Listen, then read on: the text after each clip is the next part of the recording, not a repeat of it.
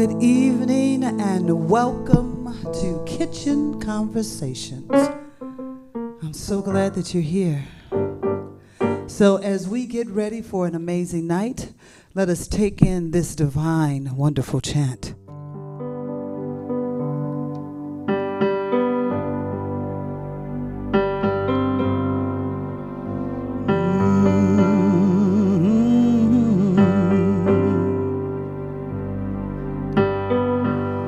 There's only one life, that life is God's life, is perfect, that life is my life now. There's only one life, that life is God's life, that life is perfect, that life is my life now. There's only one life, that life is God's life, that life is perfect, that life is my life now. There's only one life, that life is God's life, that life is perfect, that life is my life now. There's only one life, that life is God's life, that life is perfect, that life is my life now.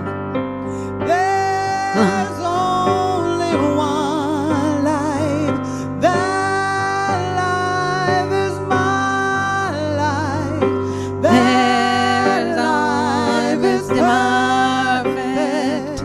That life is my life now. That life is God's life. That life is perfect. That life is my life now. There's only one life. That life is God's life. That life is perfect. That life is my life now. There's only one life. That life is God's life. That life is perfect. That life is my life now. There's only one life. That life is God's life, that life is perfect, that life is my life now.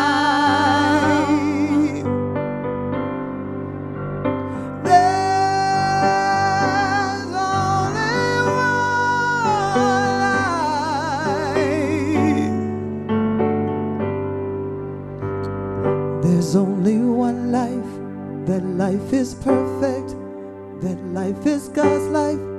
That life is my life now. There's only one life. That life is God's life. That life is God's life. That life is my life now. There's only one life. That life is God's life. That life is perfect. That life is my life now. There's only one life. That life is God's life. That life is perfect. That life is my life now. So from my heart to yours, I send you a big virtual hug as we hug the world, knowing that there is only one life, there's only one power and one presence.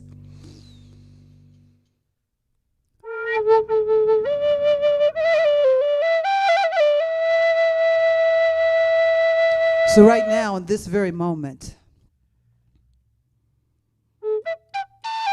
we let go. Let go of the day, let go of the thought, let go of the things. And we settle into this divine space that there is only one life, and that life is God's life, and that life is perfect. So in knowing this, we open our heart space to send this out into the universe and to wrap our loving energy around this beautiful world, to wrap ourselves around the magnificent possibility of knowing that this one presence and this one power is at work through you, through me, through each and every one of us. And we all have a different call, and not one call is better than another, for it is the call of the universe.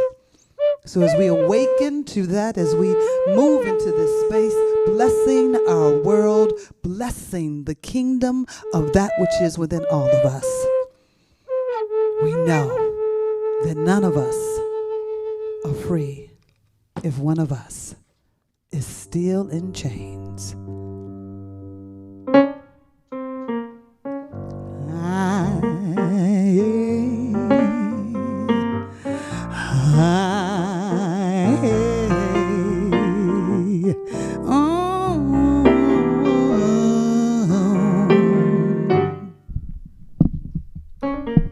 Well, listen, my sisters and brothers, 'cause if you do, you will hear the voices still calling across the years. And they're crying across the ocean, and they're crying across the land, and they will until we all understand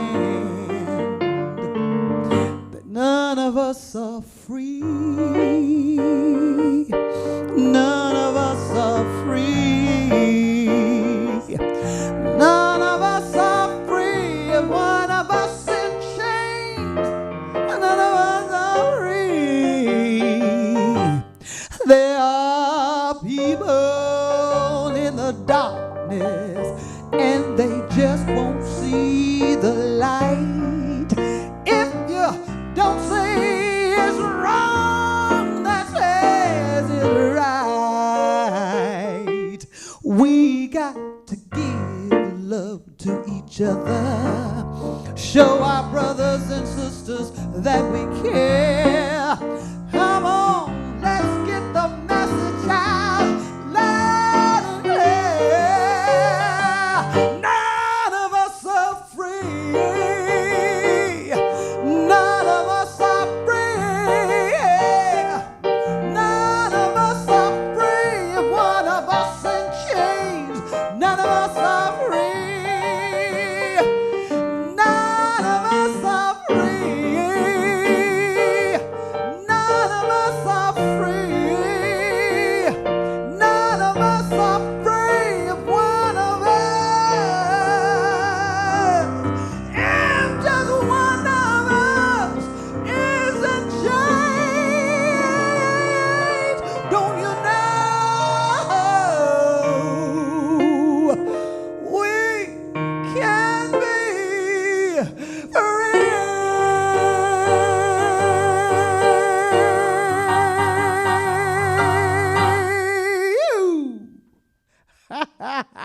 Thank you, Linda Ely. Fantastic. Yes. So tonight we have a couple. We have a beautiful married couple that's coming to share with us their journey, their adventures, and how racism has played a part in their life. So, without further ado, let's get our panel in.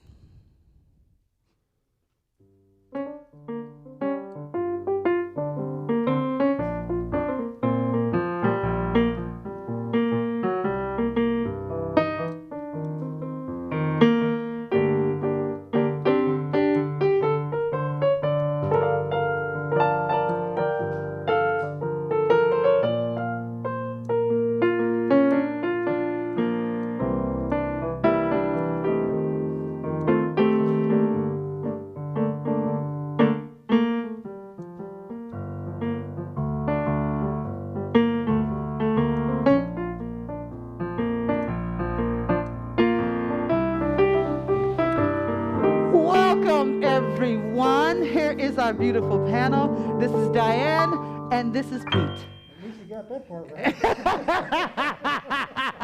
You just told me her last name. I thought y'all was doing it as Johnson. Hey, I'll answer to either one. That's fine. So I just found out that Diane, you go by your own last name.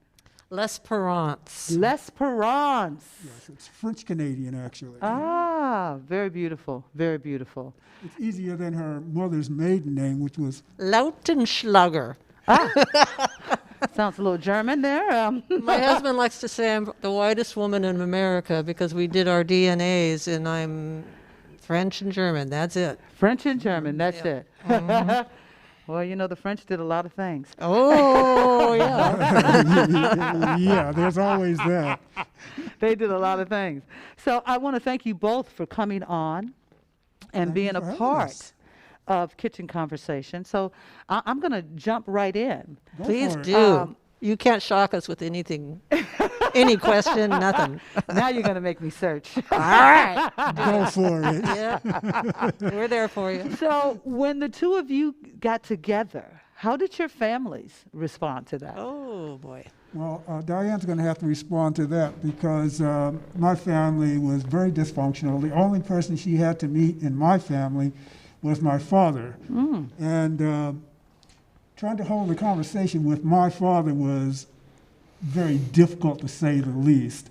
Okay, so my dad, the best way to describe my father was he was a good example of a bad example when it came to being a father. Okay, and somehow I managed to rise above and be the great individual I am today. So We do love one that loves herself. There you go. So Diane? So, in essence, he didn't have much of a family for Yes. me to be introduced to. Having been divorced twice before, I met Pete. The last thing I wanted to do was alienate my parents because they had hated my second husband. And Ah. for a year, they wouldn't talk He was to me. white. Oh, he was white. was Thank white. you. I was going to ask. Yes. Did My they first hit- two husbands were white. Okay. And I had just kind of reunited with my parents, and Pete and I worked together, and that's how we met. And I had a significant birthday coming up, and we had started dating. I had tickets to the Padre games and tickets to theaters left over from my second marriage. And I said, I will find people to go with me. And everything that we did together was absolutely wonderful. Then I planned a trip to New York City. I'd never been there, and Pete spent his teenage years there and knew it quite well. So I took a trip with him there, and not too long after that, we went to Europe. And my parents thought I was going with, because I didn't tell them about Pete Ah. being black. Okay. Oh, Okay. You didn't tell them. You just No. said you were dating someone. I was dating someone. And so I went, they started thinking that I was going with a French friend of mine. They assumed that. And I thought, A lady. a lady, Okay. a lady. Okay. And I thought, I can't let them think that. I've got to go and tell them that it's not my French friend, Michel. And not only that, but he's of another race. So I walked into my parents' house. Now, I'm a grown-ass woman at this point. Pardon me for saying that, but No, you put your big girl panties on. yeah. I walked into the family room where my father was, and he was watching the Jeffersons on TV. Oh. Yes. So Yeah. he turns around in his rocking chair and he said, "You ever watch this nigga show?" Ooh. Ooh is right. Ooh. It was like a pin had popped a balloon because I thought, oh God, they're going to disown me again. Again. Again. Please note the again. I heard the again. I heard the Okay. again. And I said, yes, I have. And he says, yeah, I like it. And I just couldn't say anything more. I didn't stay very long. I went back home, thought about it. I went again the next day. And I gathered my father, my mother at the kitchen table. At the kitchen. Everything happens in the kitchen. There you go. That's the way it was. And I told them, and they were quiet. And then my father speaks up, and he said, well, so what? He says, how soon can you bring him over here? And I kind of stumbled for words, and they said, what's the problem? And I told him what he had told me when he was watching TV, and he said, I don't care if he's green. You're happy, and we can tell that you're happy for the first time in a long time, so he must be something good for you. And they said, bring him over. It turns out that they loved Pete from the very beginning to the moment that they both died years later. And my father was proud to introduce Pete as his son. And nobody, my father was very aggressive and outgoing. Okay. Nobody would dare question whether he's a biological son or not. We have a grand nephew that's like that. You know, we go out together. I mean, he's obviously white. And, I said, hey, well, that's my nephew. And people look around. And then, where? And I said, oh, okay. Let me step in here for just a quick second about Rod. That was her father's name. Yes. When you hear something like that, initially, it's hard to understand, okay?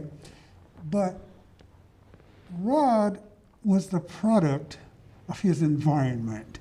It wasn't that he grew up with any real racial prejudice at all. Okay. But as an adult, working here in San Diego, he worked as a trucker delivering groceries and food. And so he was around a rough crowd, okay? So as a consequence, there were racial slurs about just about everybody. Yes. Yeah. And so that became a normal part of conversation. Not that anybody gave any credence to what it meant to use such terms. And Rod was the kind of guy, I remember when a Vietnamese family moved into the house next door to them, right here in North Park. Okay. Okay? 35th Street. And they didn't have the perpetual virtual pot, okay? Okay.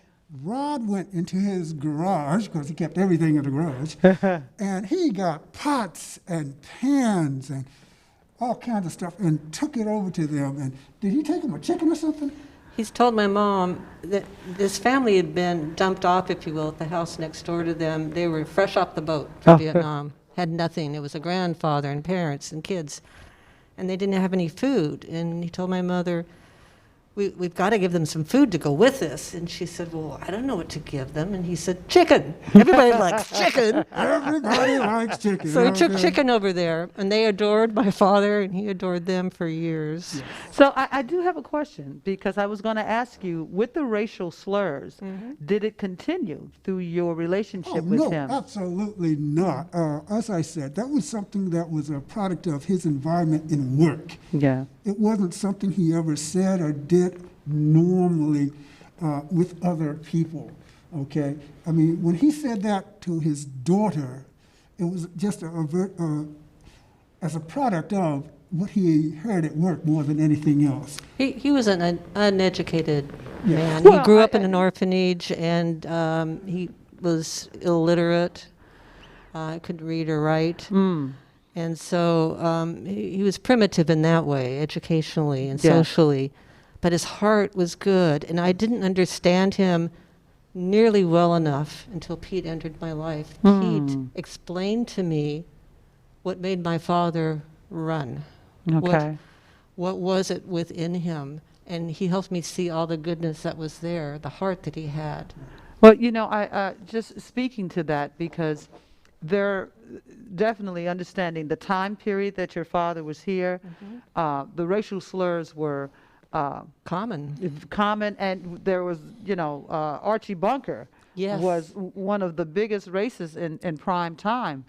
But I do want to make reference that we're still in that state right now where the racial slurs are still being said, and as you said, your father being ignorant to it at that time. We have, as a culture, been ignorant to racism. And that's part of an underground thing it's okay to say, whether they're black, Asian, Hispanic, Jewish, we have created this vernacular that it's okay to say things in that manner. Even though it's not. Even though it's not. And it's hurtful. We have been using, and trust me, I do understand, I have parents, we all have, the home life of what was said, and I will say the fight between black folks in saying the N-word and the young folks not saying the N-word, and understanding that there is a sense of camaraderie when black to black is having that conversation. Right. That's hard for some white people to understand. No, you just can't do it. Yeah. You can't do it. Don't make me come out there. So I love it. We just, boom, we're just in it. We're in it. So the two of you, I know that you also do music together, and Yes. music has its own racial tension around it. I know you shared a story with me when you were in Mississippi, which was really, I'm just going to put this on top of that, and then I want you to share your story. I'd gotten booked to go to Biloxi, Mississippi, which is a tourist. You know, they had the casinos and everything. And it was a show that I was in, and they had booked the show, and I was one of the lead performers. And I got a call from the agent. Everyone else in the show was white. And this was probably 1995, 98, somewhere in there. And I get a call from the agent that said, you know, Gino, I really love you. I love what you do. It's really great. And, you know, the grounds where you're going to be staying is so fantastic. It'll probably take up all the time while you're there just to, you know, discover the grounds. Right. And I said, well, what do you mean? He said, I think it would be great for you to stay on the ground.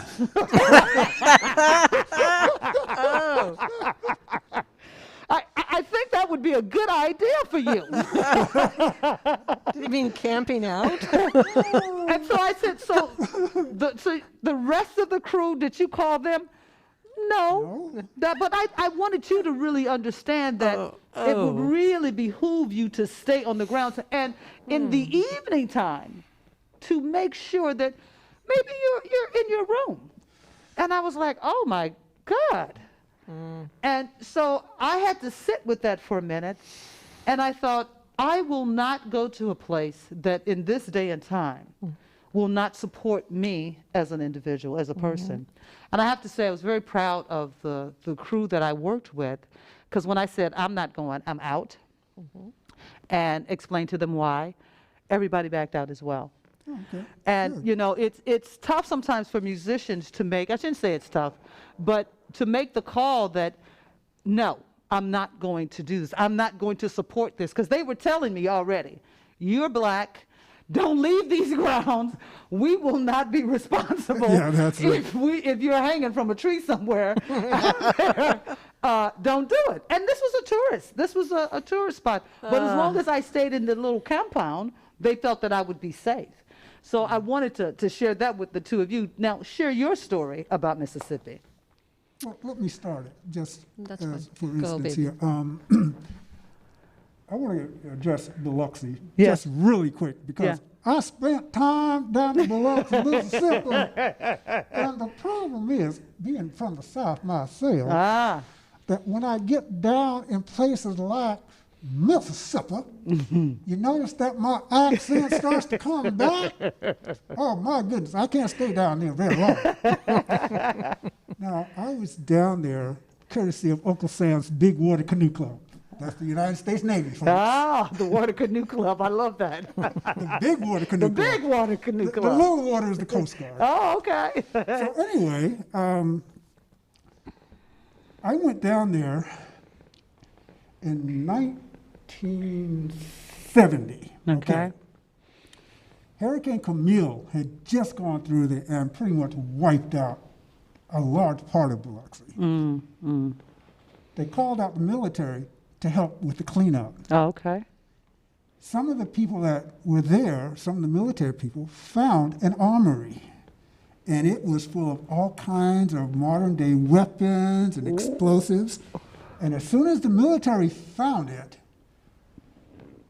the mayor and all the city officials, they said, okay, that's it, we don't need you anymore. And I know what this sounds like, but honest to goodness, these people were ready to start the Civil War Yes. all over again. That's what it was like down in Biloxi, Mississippi, Yes. 1970. Yeah. So by the time it hit you, No. It had gotten better? yeah, you could say that. So, back in Mississippi, we were down in Clarksdale, Mississippi, which is the home of the blues, okay? And I was down there for a 3-day harmonica camp. And Diane and I, we went down there, and so we were doing our thing. We stayed in a converted cotton gin. That's very cool. And actually, it is. Yeah, that's really cool. And the club that was there was called Ground Zero. And So all night long, music was going on, and we stayed upstairs. And they told you right away, hey, look, if you're going to stay here, please be aware of the fact that, hey, music is going on until 2, 3 o'clock in the morning. If you're not participating, you can't complain. Yeah. That was the bottom line. You can't fuss at that. That was it. So we're down there, we're doing our thing. They had sharecropper shacks that were available to anyone who wanted to use them. Okay, Sharecropper? Okay, exactly. They didn't want to call them slave shacks. But they were. So, mind you, we were on several plantations. Okay, so they just called them sharecropper shacks. And they were rented out, okay, for anybody that wanted the experience. Hey, want to be black like me? Yeah. Okay. The things. Exactly. So that's the reason I'm down there. And, as long as we're doing the music, we're going places, and there's music clubs all over the place, it's great. Not a problem. Now, here's where the issue came about. When it was just me, I know the game. I mean, I was raised in Holland, Virginia, okay, during the 50s, went to segregated schools, the whole 9 yards. Okay. I still got scratches from where I picked cotton. But I know the game. This lady had a totally different experience when she was on her own. Take it, T. I was not prepared for the racial tension that was very close to the surface. I was born and raised in San Diego, in North Park, and what did I know? I'm used to diversity, people coming through from the military, they stay for a while, then they leave, there's all races, I'm by the border. So we get there, and while he was spending his days at the plantation where the harmonica camp was, I'm sure you could hear it. I'm sure you could hear them in the distance. Oh, yeah. Tried to get him to sing it, but he said no. So I took our rental car and went to get some groceries because we had a kitchenette upstairs okay. above ground zero. And I'm wheeling around with my grocery cart, and I'm happy because I'm on vacation, and I'm saying hi to everybody. I say hi to any of the people that were of color, and they would turn their head and kind of look down, and they might say something, more likely they didn't. When I'd say it to the white people I encountered, they're all just, hey, where are you from? Because I didn't talk with the accent. Exactly. And they were very welcoming to me. And it was strange. There was something different going on. And a day or two later, I went shopping for some T-shirts for our band. And while I was there, a young black man came in looking for a hat. And while I'm waiting for the shirts to be printed, he kept pointing to a hat, a baseball cap that was up high. And there were two white clerks in the store who'd been very nice to me, but they were kind of ignoring him, and they pretended like they didn't know which hat. So finally, I intervened. I said, I think it's that one right there. No, it's there. They finally brought it down. He ended up buying it. And I'm still waiting, and the young man's facing me, and I'm looking past him to the clerks, and the clerk ringing it up said, oh, this is so nice, because now you can tell all your friends that some black or white women, made a mistake there, some white women dressed you today. And my face just fell. I thought, oh my God. And he was so stoic. He didn't even flinch or anything, but I reacted, and I thought, I'm not comfortable here.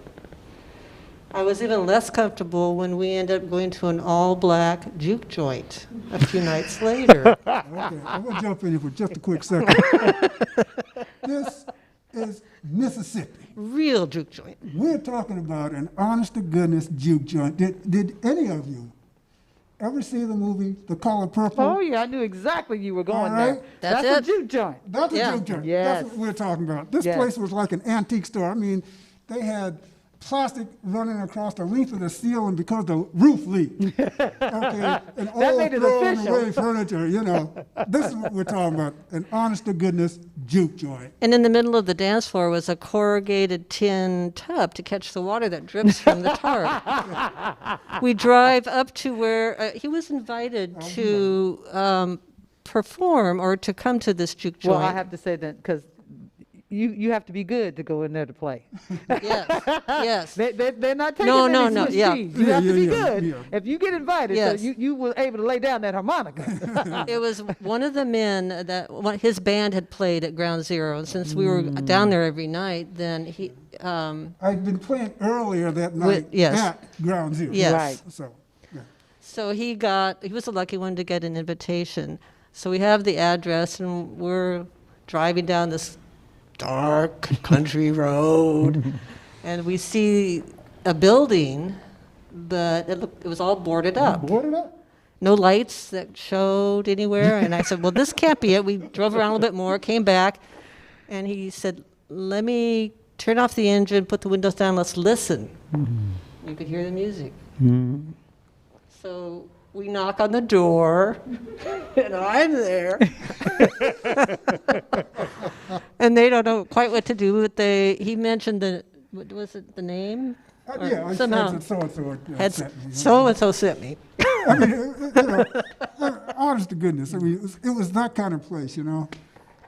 You knock on the door, yeah, Tom sent me. Yeah. You know, Tom sent me, don't worry about it. There were maybe 10, 15 people there, some playing cards. There was a bartender. We sat at the bar, and he's busy wiping it down, looking at us, and we only serve beer here. We only serve beer. And he doesn't really care for beer that much, but I do. So I said, well, let's order two, and I'll drink them both if you don't want it. And as it turns out later, when they got more comfortable with us, he takes the White Lightning up Ah! under the bar and sets it up there, and we could drink whatever we wanted. Yeah, what was going on was they were used to having the revenue agents come by and check on them. So if a white person walks in any shape, form, or fashion, we only sell beer here, okay? Yeah. And until they get to know you and they're comfortable, that's all you will ever see. But we managed to, we got up and we danced and we talked to people because we're very outgoing people, Right. actually.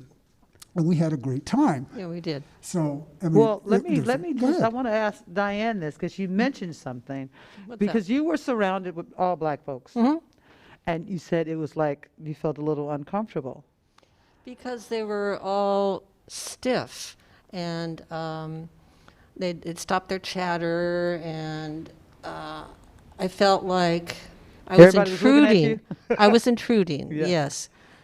And at one point when Pete said to me, some good music came on, and he said, let's go dance. And I said, are you sure? And he said, yes. And so we went out there, and I just let it go, and we danced. And shortly after that, Pete went to the car to get something. Maybe it was your harmonicas. Yeah. And one of the women there came up to me, and she said, you're all right. And I relaxed, and I realized, okay, I'm just being me. She's okay with it, so now I'm relaxed too. I mean, I think that's a beautiful point, and I wanted to really shine a spotlight on it because so many times it's the other way. I had another example which involves Mexicans. Okay. That happened to me. I worked for Sony Electronics for a number of years, and they transferred me to a plant in Tijuana. I worked there for 4 years, crossed the border. And I was one of the 6 white people that were there in a factory of 6,000. Wow. Wow. And they didn't really want us there. And so I sat across from a woman who, after I'd been there a few months, said, Diane? I said, yes. And this was in English. And I said, you know I don't like Americans. And I said, I know. And she paused, and this warmed my heart. She said, but I like you. And I thought, oh my God, she sees me, not an American. Yes.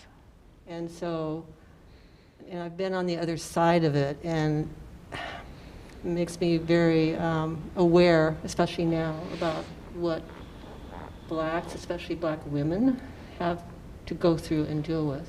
in their lives. It's a powerful thing to, I'm going to say most white people never go through that experience of knowing what it's like to be the minority. Yes, and I was a minority, definitely. And, you know, and constantly being told that you're a minority, Yes, as anybody of color. Yes. So it's a whole different box that you're put in if you have that experience. And it's one of the things I love how you said that the other young lady, the Mexican spirit, she finally saw you, and it wasn't. She did. It wasn't it wasn't Americans. It wasn't white. It was Diane. Yes, and And- that was the best thing she could have ever said to me. Yeah. Just see me. That's one of the most beautiful things, that if we as people can start to see the person. I showed a video last week that says no labels, and it says, I am not black, I am not white. These are the labels that you have put on me. Yes, you very know. true. And so these are the things that carry on. I definitely want to touch the law enforcement world, because I know both of you have both of you We're in been? the same police Same time. academy. Wow, you're just We little rode twins, together. aren't you? Aren't they adorable? They just do everything together. We do. I graduated at the age from the police academy at 42, Wow. and I couldn't have done it without his help. There were a couple things that I was weak on, but he We'll helped. Jump back just a little bit. We met while working at a medical instrumentation company. In fact, our good friend Linda is where I know piano Linda. I've player. known Linda. Technically, I've known Linda longer than I've known my wife. But that's where we met, because I'm an electronics engineer, Okay. and I work primarily with the electronic parts, the components. Okay. She was the buyer for the parts Ah. and whatnot. So professionally, we met that way. But she started getting involved in the women's self-defense classes I was teaching at the time. Oh. And she came to two of my classes. I said, okay, look, you're very serious. I need you to start coming to my full-blown Taekwondo, which was a Korean martial He's a arts. seventh degree master in Ah. Taekwondo, by the way, So- and teaches self-defense on the side. Yeah. So she did that. She did the training, got her black belt. Now, Oh, don't be messing with Diane. Bernie will kick your butt, okay? It changed my It'll life. be embarrassing if you mess up with her, okay? It changed my life. It really did. So the academy, the Oh. Taekwondo helped to get you through it. It did. The But Taekwondo. can I ask this? Yeah. What made you decide to want to get into the police department? Well, here's the deal. Accident. It was an an It was an accident. accident. We ended up attending the academy it's generic in San Diego. It's run by the San Diego Police Department, but they train the bailiffs, they train The marshals. the marshals, the police from La Mesa, the small cities. Okay. All of them go to the regional academy. And I'm very fond of animals and protecting those that can't speak for themselves, like children and animals. And we had been at the Del Mar Fair, and I ran across this Humane Society booth and found out that they enforce the humane animal laws for the state. It's not the police departments. No. It's the Humane Society. They have their own officers. Wow. But they didn't have a budget, and I'm thinking, okay, I'm bad now because I'm a black belt, and I can do this, and I can do that. And I said, well, I'd like to do that. And they said, well, we can't, we don't have a budget to put anybody through the academy. And I said, what if I do it myself? Oh. And they said, okay. So I went ahead and I applied, and I got accepted, and I told him, and he went, well, what'd you say? Hey, if you want to do it, I'll go with you. I'll go with you. And Oh, I isn't thought, that oh, adorable? okay. Absolutely. Well, we're in the academy, and it was a 9-month thing. They recruited us because we both were doing well. I graduated San Diego PD PD. recruited us. Wow. Yes. We were both Not- animal not- control. Yes. We were doing so well That's funny, but in yeah, the academy. you're right. Yeah. Animal San Diego, control, yeah. Yeah. The San Diego PD looked at the two of us and said, "Oh, we want you." Okay. And I Wow. thought, I'd like to try it. I want to know if I can do it. Because they didn't have many women at Right. that point. I mean, Right. the class that we entered in had 60 people, and about 20 of us ended up graduating. Wow. We were in the top 3. I was number 2. He was number 3. I was number 3. A guy named Smith. What was his first name? Oh, Dave. Dave Smith was a Was typical that white legal guy. Was the name first Dave guy. Smith? That sounds like an alias, Dave Yeah, I know, Smith. but Dave was a great guy. And the three of us, we all through the academy and then later on the street, it was just fun. The problem was for me, I thought of police officers as being knuckle draggers. And Being probably not what? knuckle draggers, like apes. They're not very bright and me tough. And I thought, what am I doing? And when I got into the force and actually in the field, I realized that most of them had degrees. They were really caring. Now, this is back in the late 80s. Okay. We didn't wear the dark uniforms. We had the khaki colored. Oh, yes. And Norm Stamper had imprinted on the police department to be community oriented, to make connections with the people and try to prevent the crime. You're there to protect and serve. Correct. And we ended up both volunteering for the most violent prone neighborhoods because I found out I was an adrenaline junkie as well. But I was surprised at how almost every shift I ever worked, I felt I had helped people. And most of the cops I worked with were stellar. They really were. It surprised me. And they were smart too. I'm distressed at the changes that have taken place in the police departments. I feel that there's really a radical shift to militarization as opposed to the community-oriented approach. So anyway, Yeah, it's a big difference now, and I'll get to me in a second, but I want to clarify for Diane that as a police officer, as a woman, Yeah. okay, she had to deal with things that the guys don't. Like going to the bathroom. oh, yeah. You got all this equipment on. A woman has to take all this stuff off, okay? All right. She's got, You have a belt, then you have your you got all this yeah. equipment that's your on. harness for your holster. And to give you an idea when it can go wrong, she was in the bathroom, she was in the stall, she's got her radio on, she gets a call. We have a call of a report of a woman in the bathroom with a gun. I had to take it off because it's in a belt, and I set it down on the floor between my feet, and that's what they saw. Yeah. That's what they saw. That's the kind of thing that she had to go through as a woman, Now, she had to deal with the machoism of guys. Yeah, Yeah. because I wanted to ask, there are a few things. I understand in the 80s, I wasn't living here in San Diego, but the brutality that police have against black folks Yes. didn't just start now. It's been happening forever. Yes. And so I understand that there are certain areas, especially in Southern California, there are certain areas that maybe were more community orientated. But the color blue, the code blue, was that before you? Was it code blue? Then you as a woman? Then a police officer? I'll No. tell you, it's always No. cold blue. It's Yeah, always it's always cold blue. Period. And where we rode, you had to drive. You had to have a partner in your cars because 2 of you in the car because the crime and the violence was so rough.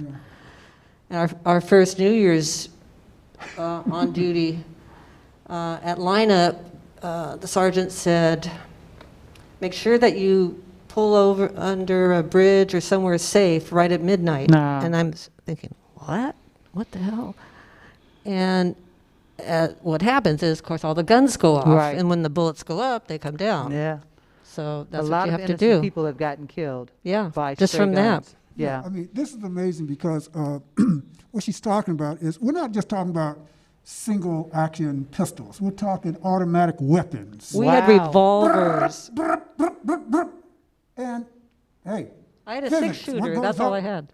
must come down. That's all we had at that time. Six-shooter. No, we were no, last there were no academy with the semi-autos. six-shooters. You know. And look, the bad guys, that's part of the problem. The bad guys are always better armed than the police. Yeah. Okay, now that's just a reality. And I'll address what you're talking about because this is part of the problem. That you get your SWAT units, okay, they're specialized. So Yes. they have the specialized weapons and whatnot. And that's The okay. standard cops on the street generally have their sidearms. If they're lucky, they have a shotgun, and that's it. Okay. I'm gonna tell you right now, the bad guys, they've got the automatic weapons. Yeah. They've got the 15 clip pistol, all right? Right. That's what you're facing. And part of the problem is that there's a mentality that you want to go home, Oh, what? okay? I've never wanted to be a cop. It's Yeah. a tough job. It is. Absolutely. It's a tough Absolutely. job. I mean, they taught you right from the very beginning. It is better to be judged by 12 than carried by 6. Okay? That's what happens. This is that mentality. This is why all too often there's a shoot first and ask questions later mentality out there. Well, It's not everybody. So yeah, this is No. where it gets, and not that I would want it to be for everybody, but this is where really you start to really see it, because the shoot first is for black folks. Oh, yeah. It is, whether they have a gun or not. You know, I saw, this was maybe about 4 or 5 years ago, and I just couldn't believe. There was a man that you saw the video footage. Cop puts his light on, and the guy starts speeding away. Yeah. And then finally, he gets to this parking lot. He jumps out of his car with the car still rolling, and he jumps out and he's running. The cop jumps out, and you see it on the video. The man's back is to him. Yes. He boom, boom, boom, Oh, boom. never. Should never And- happen. And you know, people go, well, he never should have ran. It's like, No, that's not it. we can't have that sensibility. No. And we find out the reason he ran was because he owed child support. Yes. Yeah. I He know the owed video. child I've seen that support. one. Yes. You know, whenever we have these conversations about cops and police, and people always go, well, all cops aren't bad. We're not talking about the cops that are good. And the cops that are good, that are locked in because of the blue code, knowing that some of their partners are mean and nasty, and their hatred, there's some of it is just pure hatred, Yes. Yeah, you know, and that's the healing that needs to take place. I agree. I mean, I would never want to be a police officer. I have a friend that became a police officer, and she talked about the code blue of her being a woman and how tough it was for her to break through as an officer, and she's out there on the streets, Yes. just like he is. Yep. Yeah, true. You know, the things that they would do, they, you know, be late coming to a call. I never wanted to be known as an empty suit. That's also what they call women because they don't carry their load. And I made sure I never had that. I never partnered with anyone that said, I don't want to ride with her again. I would imagine that's a lot of pressure on a woman. Oh, yes. Yeah, It you is. know, It's it a lot of was. pressure. It is. Um, And I want to go ahead and address the other issue, what it means to be a black police officer. yes, yes. Okay? And I can simplify it for you. If you're a black police officer, white people don't like you because you're black. With a gun. And you got power. You got some sense of power. Yeah, but Yeah. black people don't like you because you're working for the man. That's white man, okay? So you're caught in this world where you're trying to deal with all kinds of situations, racially, emotionally. You know, the cold blue, or say, hey, my brother's okay. All right, I'm taking fire here. Can I get some help? Yeah. And you better hope somebody shows up. Right. Because there have been documented instances, not here in San Diego, I'm proud to say, where a black police officer called for backup and nobody shows up. Yeah. Yeah. Now, I'm going to modify that just a touch. because there are some police officers you don't want to ride with. What's his name? Come Well, wait. Do we want to say his name? Wait a minute. Wait. I got to drive around here. Do we wait? We won't. I'm just messing with you. Okay, Because well, you know, I get stopped, you get stopped. Diana don't get stopped. should I say the first name or the last name? I won't say both together. She rode with a partner that nobody wanted to ride And I with. found out okay? why. He ran from me when we faced Left her with a very dangerous situation. Wow. And he ran and hid. Whoa. And I had my gun drawn. There was this, it wasn't even an alley. It was just like about that much distance, enough for a guy to get through with the, if he bent his shoulders a little bit, coming at me. And the other officer that ran was on the other end of this opening. I was on one end, he was on the other. And I heard him say, "Put that down, put that down." So I'm drawing my weapon because I don't know what he has in his hand, and Right. he's getting ready to turn around. I have to be prepared. And when he turned around, all he had was a stick, and I wasn't going to shoot a man with a stick. And I had called for help, and by the time, right around that time, the backup arrived, and they're saying, where's your partner? Where's your partner? I said, I don't know. And they had to look for him for about 10 minutes till they found him. Wow. He ran from me. Now, let me ask you this question because, you know, I can't imagine the fear of having somebody, especially as a woman or even a man, you know, somebody out of control coming at you. Oh, yeah. Did you guys have tasers? No. Okay, so tasers was after that. Yeah. And do the I have seen tasers work, but I've also heard arguments that they don't work sufficiently. We got trained on them, but we didn't have them with us in the Yeah. field. I mean, we went through two sets of accessories. We went through what they call the PR-24, which was a nightstick, the long nightstick with the handle. Yeah, yeah. And then we also had nunchucks. Okay. Oh, that was the wait a minute. Those are Yes. ones that they Yeah. choking and Yeah. Oh, yeah, Bruce Lee. those are the rope Yeah. in between Yeah. and the sticks. Yeah, yeah, Bruce that's Lee. it. And as a martial artist, I was actually an expert on those. Yeah, It's I would weird. imagine so. But you know, those are the kinds of things that you deal with, and you talk about the fear of someone coming at you.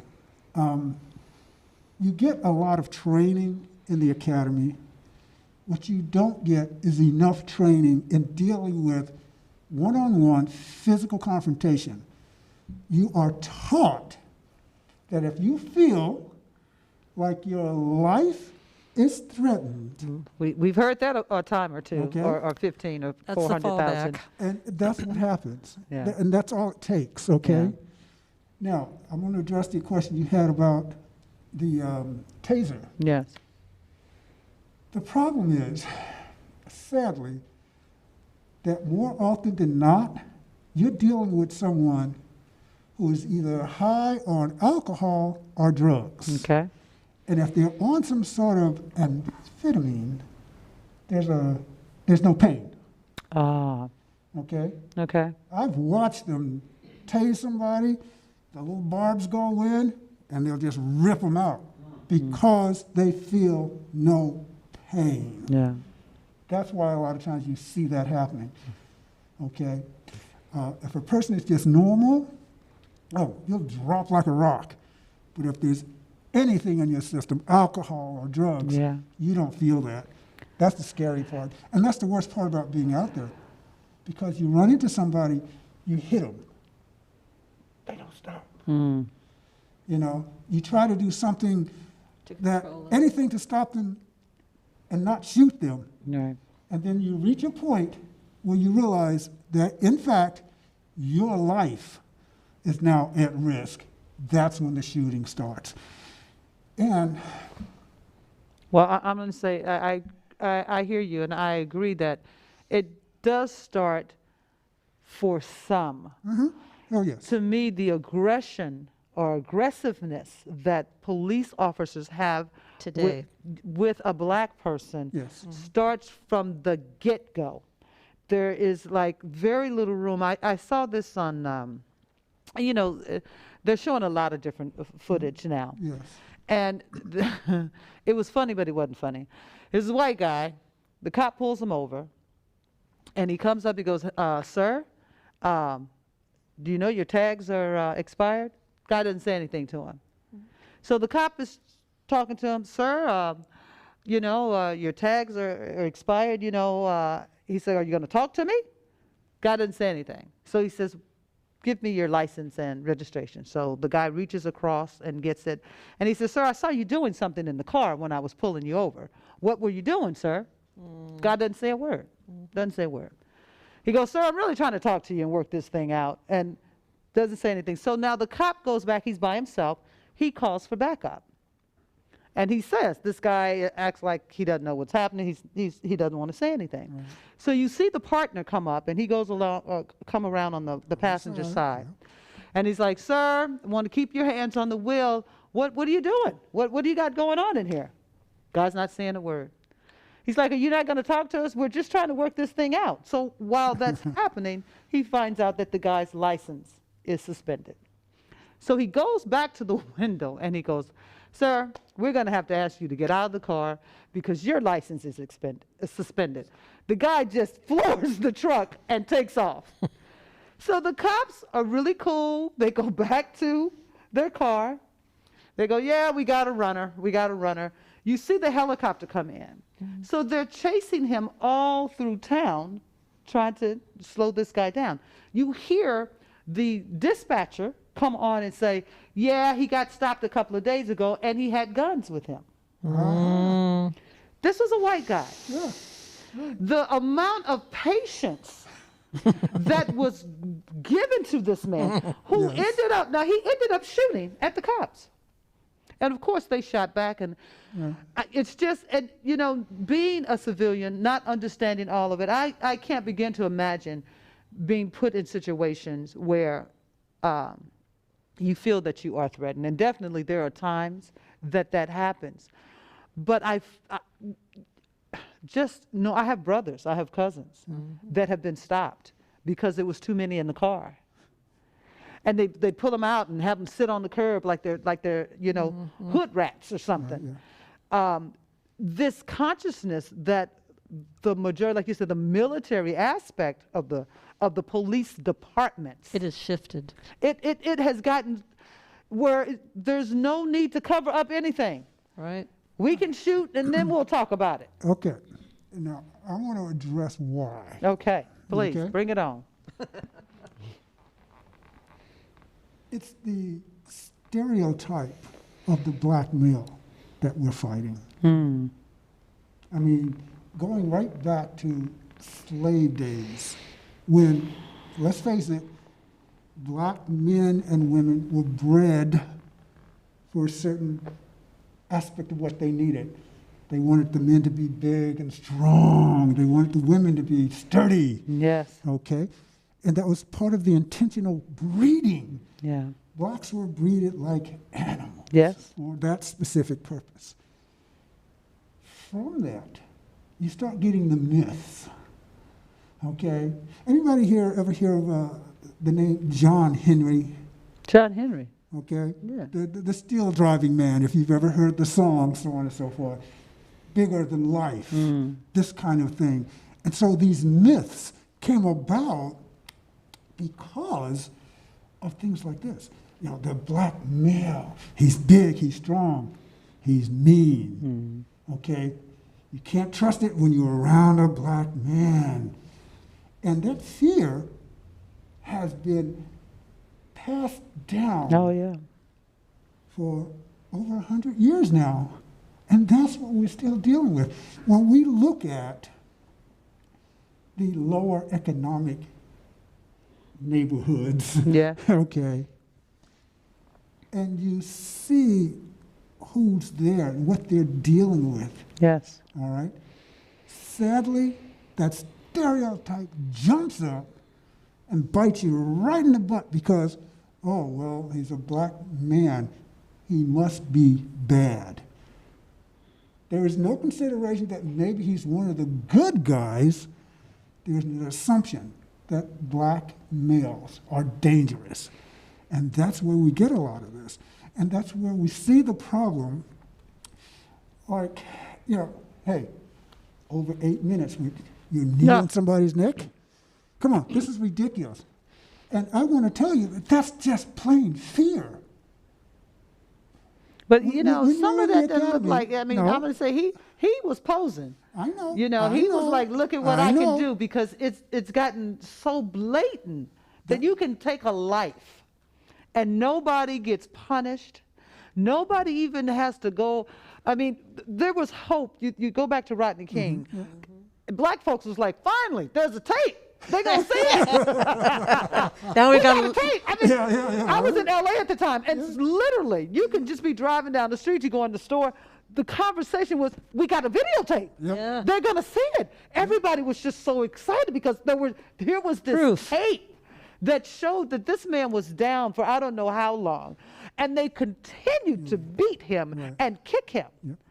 And when that verdict came back, it was like the verdict hit, and then you just saw LA erupt with anger. I hear you. The Mandingo. There it is. The Mandingo. That's the image. I'll never forget when I was a kid. My mom had taken me. I don't even remember what the name of the movie was. It might have been called Mandingo. there was a movie. Yeah, well, Yes. okay. Oh, yeah. That was a And movie. I was a kid. We were at the drive-in, and that was a really racial charged movie. Yes. It was. What I remember was my encounter that my mother had with another driver who was white, a white man, that had some not nice things to say, and my mother was not going to take it. There was the getting of the jack out of the trunk. Mama, please. I was a kid. Let's go, Mama. Let's go. But the anger that this white man had, and not able to see the truth that here was a white woman, what I do remember, that fell in love with this man, with the Mandingo. Right, yes. And lied and said that he raped her, the whole scenario. So, when we look at our history, black and white, I had a dear friend on a couple of weeks ago on Kitchen Conversation that said something that really made sense to me. That, during slavery, they would hang us and people would have picnics and bring their kids, and it's like, hey, let's hang out, have a good time.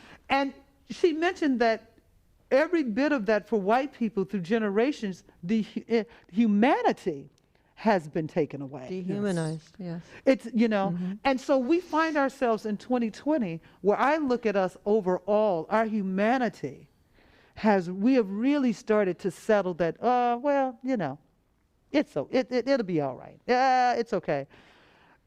This thing of not seeing each other as people, as human, this fear, this unknown fear that, it's like, fear for my life. It's this unknown fear. You look at the women that have been killed by police officers, and the mental illness. So I'm leading this all in to say that, I know it's a different perspective as police officers, and I do not marginalize what you do, what you did. The aspect of defunding the police, what do you feel about that? How do you feel about that? I didn't like that term, that word. That's the problem. As soon as they said it, I thought, that's not what they're Wrong intending. word. It is. They were going to shift funds from the tanks and the heavy armor to do other things to help support the community and get the relationships better. But it got The politicized. defunding, yeah. Yeah. It got so focused on that. Yeah. I mean, like we're going to take away all the money. right. No, Exactly. that wasn't it at all. That's a misunderstanding, unfortunately. And it goes with that whole concept of what the police do. I want to make one other point with the police, and that is that you're taught you have to be in control. Just flat out. You cannot get into a situation where your life might be at risk and not be in control. Wow. And that's a mentality that's there. Now, we had an instance where we had I want to help you to understand. Yes. 60 people in our academy, 20 of us graduated, and it's surprising who made it. We had this one guy, big, super buff kind of guy, white Right guy. out of the military. All Yeah. right. They washed him out. Okay, psychologically. Yes. So you have to take a psychological test. Yes. Now, the test is not perfect. Did they stop the test? What happened? No, I hear you. And They push you to make you break in the academy. Oh, yeah. And- Oh, and they do. I They found do. out the word that I didn't like to be called, and I didn't. And they started calling me that in the academy. The C word. The C word. Oh, I My don't blame first day on the street. you. This guy, I'm arresting this guy, First day on and the he street. says, you know, C Yeah. word.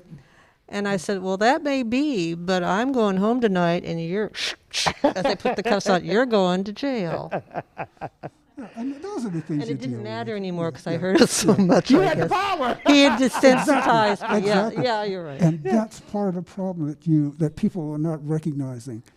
That as a police officer, you do have the power. And when you give someone power, it's always Abusers. going to be someone who's going to abuse it. Period. Bottom line. Next question, please. Well, wait a minute. You can't drop that on me and then say, next question. Because here's my question with that. All right, police officers have the power. I had the talking, you know, as a young woman, my mother. Gino, you respect the police. If they pull you over, you don't back talk, da-da-da-da-da-da-da. But here's the thing. You have just as much right to ask questions. Yes, you do. And sometimes maybe you ask it nasty. You know, I have been pulled over and maybe my tone was less than Friendly? yeah, less than the butterflies and all the bubbles that I love to text out to people. But I think it's on the police officer to maintain a professionalism that doesn't allow the situation to escalate to where somebody that you pulled over, I'm thinking back to the woman that got pulled over for her bumper light or her tail light was out. And she was asking questions and he got irate. Somewhere between that car and getting her to the police department, this woman died. Yes. It's just like I love our police officers, the ones that understand that you are here for everybody. There has to be a better way. They wash out the really bad ones, okay, psychologically. Oh my God, this scares Okay. me. But Yeah. the problem is you can't catch everybody. True. And that's what happens. And I'll tell you right now, all too often, it's a function of where you're from, Of the course. environment you grew up in. If you're a police officer, and maybe you went into the military, all right, and then you get out and you decide to become a police officer, okay, I'm sorry, I said that backwards. But in any case, you know, so maybe you come from a rural area in the South, just as an example. Right. You go into the military, man, you get all buffed up, you come out, what are you going to do with your life? Okay, all right, you can become a police officer. All right? Well, you've got this military mentality, but under that, there's another mentality, that environment you grew up in. Maybe there weren't a lot of blacks where you came from, or maybe there were, and you treated them a certain way. That's something that's inside of you that you are not going to change overnight. I agree. And that stuff comes out, and that's the kind of stuff they cannot filter out in a psychological test. I absolutely agree with you that, and I also think that our officers deal with so much gook down here. Everybody lies to you almost, Well, virtually, and you know, you're a I police couldn't officer. believe that. Did you Everyone know you were lied. speedy? No, I did not, officer. There were people I totally believed and then found out that they're the scum of the earth. I mean, that's got to rub, and that's got to rub off if going into It wears on you. Of Yeah. course it does. You're Yeah. dealing with such low level energy. I feel that there needs to be a program for police officers that can cleanse themselves daily of that low level energy. There is one man I would have loved to have shot when I encountered him. That just registered, Diane. I know, I'm sorry, but it was an early morning call Yeah. about a child being molested. Oh. I pulled up to the house. I had a partner because, again, it was high crime, so we had two. And we walked in, or there was a woman standing on the sidewalk, and she said, "My daddy did it to me and my sisters, but I'm not going to let him do it to my kid." Oh my God. And we walked in the house, and I caught him with his pants down on his ankles. And he turned around, and I saw what was going on, and it took all the control I had to treat him professionally. And he asked if he could pull his pants up, and I said no. And I put my flash. It was still kind of, just right after dawn. Yeah. And so and the lights weren't on in there, so I had the flashlight on him. And I said, "Not until I get you handcuffed." Mm. Because I wasn't going to have him Try get to that run. much dignity. Mm. And here's the weird part.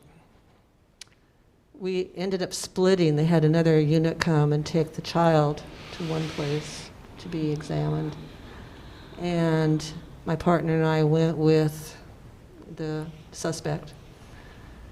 And I stayed with him by myself for hours, trying to Wow. get everything all examined and the testimony and all that. And after a while, he kind of worked on me, and I was holding regular conversations with him. Mm. And I thought, oh my God, if I didn't know what I saw, I would never have believed this man was capable of that. He had another side to him. And that was shocking to me. Shouldn't have been, but it was, because it happened. And that's part of what you're talking about, actually. The police officer on the beat, out in the street, becomes a social worker. Mm. We're dealing with the deviants, we're dealing with the Yeah. mentally challenged, Yeah. we're dealing with the economically challenged. Yes. You're down there in the muck and the mire, and there are days you wish you could come home and just wash it off of Oh, you, yeah.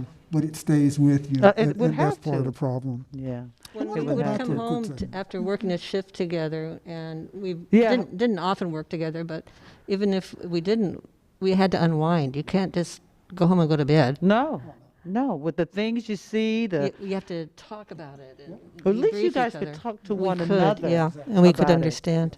That was a big deal. That was definitely a big deal. If you don't mind, I'd like to address a couple of things, going back to Mississippi real quick, Okay.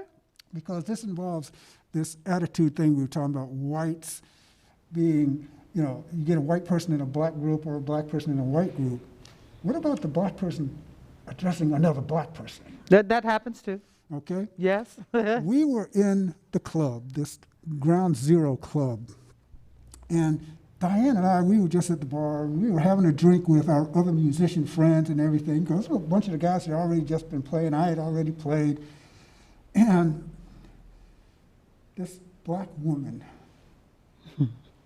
she came around, and she stopped right in front of me. And honest to goodness, I hope you can really get this, because it's like you and me, we're right here. Right. Okay. Now, we're going to change roles for a second. Oh, here. Okay. I'm the woman. Okay. You're the Hey, good. Look at how you doing. I'm in touch with my feminine side, okay? This woman did this, looking at me. Excuse me, sir. Would you like to buy one of my husband's CDs? The woman would not look at me. And I just looked at her. I was stunned. So I just reached out to her, and I just gently put my hand under her chin. And I said, baby, I'm just as black as you. Talk to me. Look at me. But that was the way it was. And this was back in 2005 in Clarksdale, Mississippi. That racism was so integrated, Yes. to use the Yeah. opposite word here, that even black people talking to black people who were not from there had a problem. You were an outsider. Okay, I'm gonna give you another instance of being in Mississippi real quick. Does the name, you know who I'm talking about? The owner? Morgan Freeman. Yeah. Okay, Morgan Freeman. Everybody know who Morgan Yeah. Freeman is, right? Yeah. Morgan Freeman is from Mississippi, Yes, he is. Near Okay. near to Clarksdale. okay? We met a lady there, black lady, coolest person in the world. She ran the Blues Museum there. Oh, okay. Had a master's degree from Ole Miss. She could not be the director. Anybody want to guess why she couldn't be the director? Of the Museum of Of the museum? Blues Nah, 'cause she's Music. black. Because she She was couldn't go black. to the right parties for the fundraising because she was black. Yeah. Okay? Morgan Freeman. We got to talk to this lady, so we got the real 411 people. We got what was really happening. Okay. Morgan Freeman is part owner of this club. Okay? He's also part owner of the main restaurant downtown. You know why he's not the full owner? Gotta be, once again, because he's black. Ding, ding, ding. He had to have a white partner Wow. in order to do it. Wow. Morgan Freeman. Morgan Freeman, people, had to have a white partner in order to own property in Clarksdale, Mississippi. Yeah. I'll give you one other instance. We talk about relationships Yes. and how where people come from. I was in the United States Navy, and this was before I got down to Biloxi. Okay, which is weird, all right? I was in electronics in the Navy, and when you go to school there, you're in a brick building. It might as well be a prison damn near, okay? This is in the All right? 70s. So no windows, nothing. Back then, people smoked. They smoked in the same room, the Yes. whole 9 yards. Okay. Well, we had this instructor. You know, he'd been in the Navy, 12, 15 years. And during the break, he would start telling sea stories, just the Navy. right. Hey, man, I was here, I was there. And let me help you out just a little bit. I was one of the first blacks to get into the technical fields in the Navy. Okay? Yes. All right? Up until that time, you didn't have a lot of blacks in technical fields. I was one of the first to go through the electronics school. Wow. All Because right? most of them were cooks, right? Yeah. Yeah. Yep. So, keep in mind, not used to blacks, okay? So this instructor, man, he's just telling his stories, and he's talking about being in the Philippines, man. Oh, man, being in the Philippines was just great. We loved it, We'd go out, we'd spend all this time on the beach, and we would get dark as niggas. Now, you could have heard the proverbial feather drop in this room. Yeah. Because all of a sudden, all eyes were on the only black person in the room. I want to see what tan looked like. I wish I'd had the forethought to say, "Did you get as dark as me?" And I'm not that dark. I mean, come on. But clearly, this man forgot himself. Yes. Number one, and he wasn't used to having a black person around. And that just tells me that this is something he would have done regularly with previous classes. Because he just dropped it out there, no thought, because that was just part of his storytelling for each class. Yeah. That's part of the conversation. Just part So, of the there conversation. you are. And somehow or another, you become invisible. Maybe because I'm fair-skinned. I don't know. Not that fair. I know. I love that because people, when they forget that they are in mixed company, Yes. they do what they do. Yes. That you have the ones that forget, and then you have the other side, the ones that don't give a damn. Say it anyway. But before we wrap it up, I want to ask the two of you, because anytime you get into a relationship, when you are the same color, with the same background, there's mountains and hills, but two different cultures coming together, what did the two of you find out about each other that surprised you? Culturally. Okay, I'll tell you right now, nothing, because as an adult, I spent most of my life in white culture, Okay. okay? So there were no major surprises there. I mean, I grew up on a farm in Virginia, okay? Yes. Black, rural, the whole 9 yards. When I moved to Brooklyn, New York, again, my environment was black, and then it shifted to being black and Puerto Rican, Okay. all right? But as an adult, once I went into the Navy, I was always a minority, always. And then from there, every place I ever worked, as a black person, as an engineer, Yes. I was all too often going to be the only black person there. I was going to be the only black engineer. So I had to adapt. I had to adopt the standards Yes. of white society in order to be successful. Yeah. So to me, and plus being mixed So you're race. really a white man in a black man's body. Yeah, in a lot of ways. In a lot of ways, yeah. But see, I'm and we talk joking about with this you. all the time because that's the game black people have to We play. do, we do. All too often to be successful. We do. We absolutely do. The pressure's on you, Diane. How did being married to a black man shock you, baby? There was really no shock. A lot of people have asked if I had problems over it or people treated us poorly. And I think there's something about us, especially when we're together, that nobody has intimidated us or shown anything like that, other than when I've observed something from afar where people have treated him differently than they do when we're together. And I do remember when he started relaxing more with me, that he started talking to some black friends. And afterwards I said, I didn't know you could talk like that. Ah. This is something you talked about earlier. And it's very true because you get around your black friends. I got this old black musician. You might even know him, Tomcat Courtney, right here in San Diego. Oh, God, when this thing is over, we got to take you to go see him. Love it, love it. He's 90 years old. Wow. He's truly one of the last of the old-time bluesmen. Wow. Honest to Real goodness. Wow. Authentic. And he still chases women. We don't know what he does with him when he catches them, but he still chases them.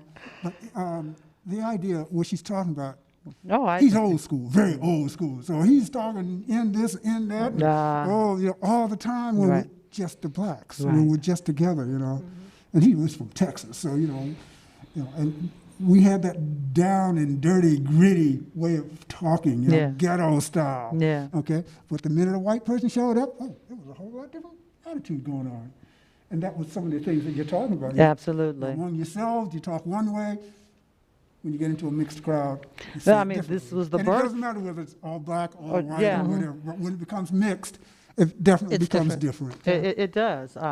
This was the birth of Kitchen Conversations because, it was you have that conversation in the kitchen with your homies, with your compadres, Yeah. with the people that you feel, whether you know them or not.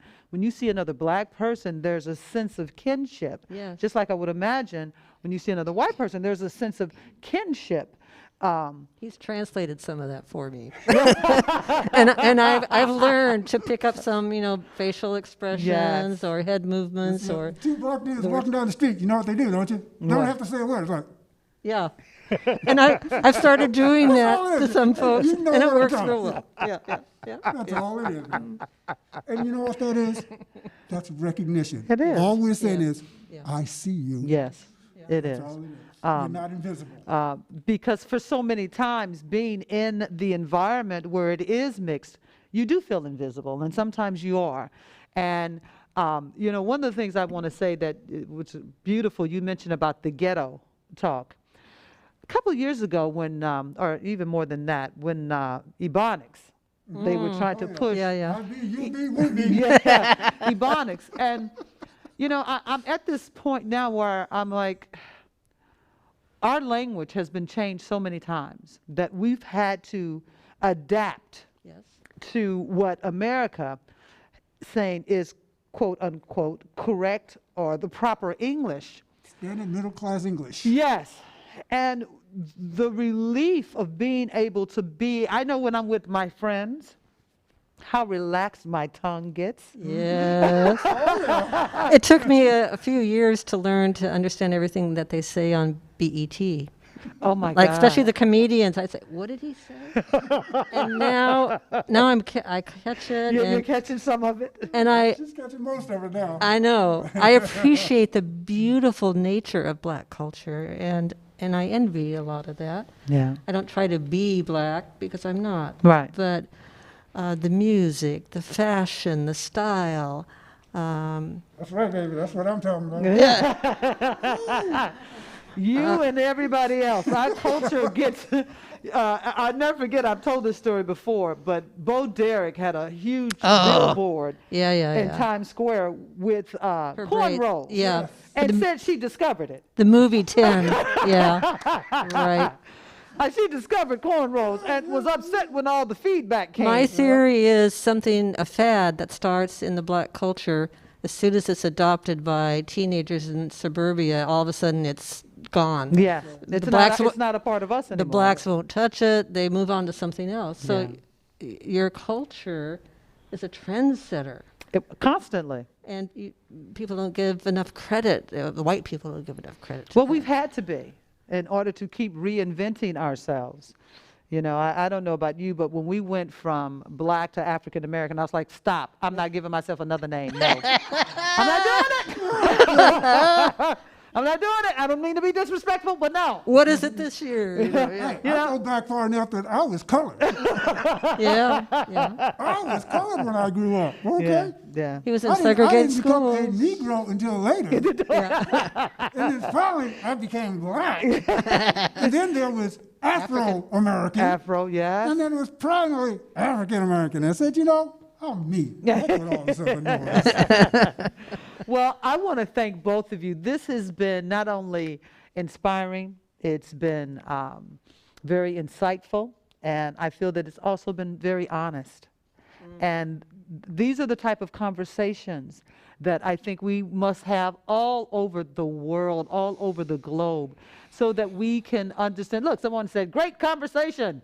So that we Thank you. can start to understand one another and understand that, at the end of the day, we're all human beings. Yes. We're all human beings. So, Pete, Diane, thank you so much. Pete, with both of you, when the circuit opens up again, I gotta come and sit in and jam with the band. I come jam with the Oh, band. yes, absolutely. Oh, you would rock I it. would love to have you come in. Oh, yeah. Oh, by the way, I'm looking for a new lead singer. If you know anybody. Hey, look, don't tempt me. Don't tempt me. She's moving out of state. Really? Yeah. She left us. Well, this. She ain't the first woman that's left me. I should say she ain't the first white woman that's left me.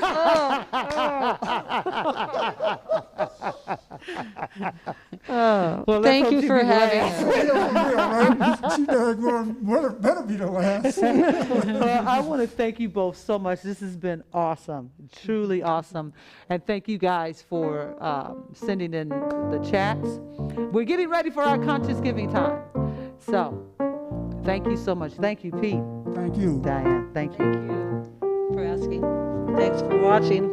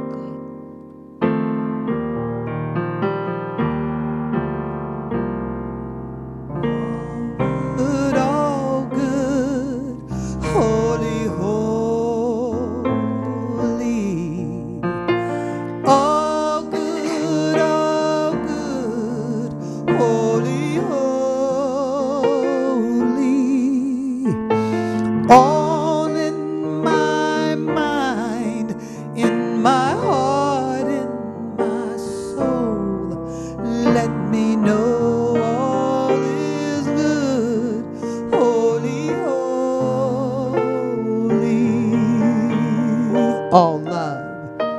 All love, all love. Holy, holy. All love, holy, holy. All in my mind, in my heart, in my soul. Let me know all is love, holy, holy.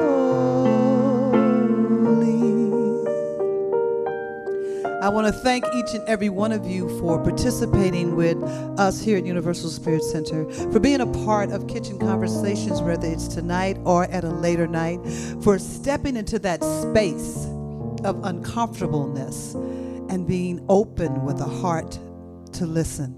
So thank you for your conscious giving. It supports us. It keeps this train moving and chugging along. I thank you so much for that. Always on our webpage, universalspiritcenter.org. You can go there and find things on our Racial Equality Project page, actions that you can do for the week to support Black Lives Matter, to awaken your knowledge and find out new wonderful ways that you can be a part of the change of the new world that is unfolding. We have classes and book studies. We are here in the midst of this pandemic, holding down the truth that this too is an opportunity for us to expand and to grow. The movie of the month, Let It Fall Away. We will have our conversation about that the last Friday of the month in the community Zoom. So it's on Netflix. Don't forget to check it out so that we can unpack that and you can see and hear a lot of things that are on people's hearts and minds. I want to give a shout out to the wonderful crew that held it down today. Sarah Adams, whoop, whoop, whoop, whoop. Nathan Zaccarelli. Nathan's new on our production, and thank you for being here. Great to have you here. And of course, my soul sister number one, Linda L, always holding it down and supporting us through all. And once again, I want to thank Pete and Diane for just a wonderful time. I loved it, and I know you did too. So, the good that is, it's not only something that's a dream. The good is in me, it's in you, it's in our world. So let's start looking for the good. So through that doorway, we can shift to this new awareness. We can shift to an awareness where all are equal and living a life, because we all are created equal. I love you, Universal Spirit Center. All good, holy, holy. All good, holy, holy. All in my mind, in my heart, in my soul. Let me know all is good. Holy, oh, holy, holy, holy.